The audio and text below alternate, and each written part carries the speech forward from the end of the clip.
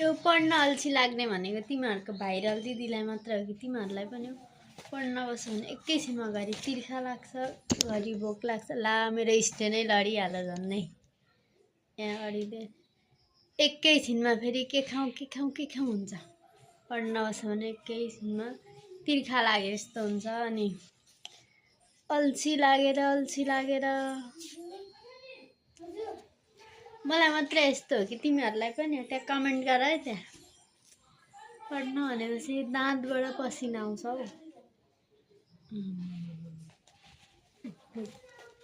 गर्मी हुन थालिहाल्यो। एकछिन किताब पल्टायो कि गर्मी हुन्छ। फेरि अहिले लाइन पनि गइहाल्यो। अब पढ्न पर्यो भनेको लाइन पनि छैन।